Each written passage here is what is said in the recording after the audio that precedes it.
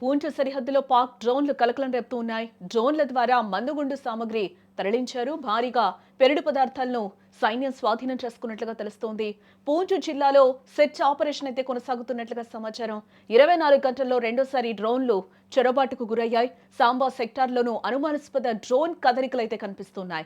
ఉగ్రదాడులకు పాక్ భారీ కుట్ర చేస్తున్నట్లుగా గుర్తించడం జరిగింది. పాకిస్తాన్ అంటేనే కుట్రలకు కేర్ ఆఫ్ అడ్రస్ అని అందరికీ తెలుసు. 2026 కొత్త ఏడాది ప్రారంభమైన తొలి రోజే ఆ దేశం తన దొంగ బుద్ధిని మరొకసారి ప్రదర్శించిందని చెప్పుకోవచ్చు. జనవరి 1వ తేదీన జమ్మూ కాశ్మీర్లోని పూంచ్ సెక్టార్లో పాక్ డ్రోన్లు కలకలం రేపాయి. నిశ్శబ్దంగా భారత భూభాగంలోకి చొరబడిన ఈ డ్రోన్లు పేలుడు పదార్థాలు మరియు భారీగా మందుగుండు సామగ్రి ఉన్న ప్యాకెట్లను కిందకు జారవిడిచాయి.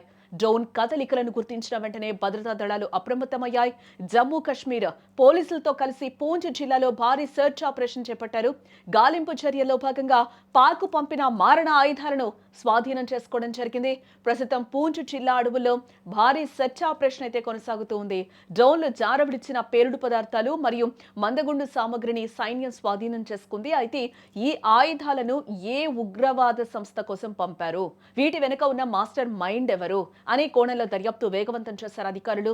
గత 24 గంటల్లో సరిహద్దులో డ్రోన్ కనపడటం ఇది రెండోసారి కావడం ఇక్కడ గమనార్హం.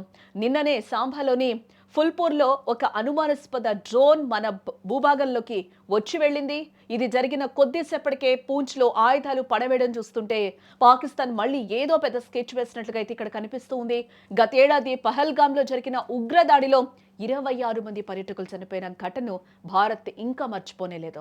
ఆ దెబ్బకు సమాధానంగా మనం ఆపరేషన్ సింధూర్ ద్వారా పాక్ ఆక్రమిత కశ్మీర్లోని ఉగ్ర శిబిరాలను నాశనం చేశాం.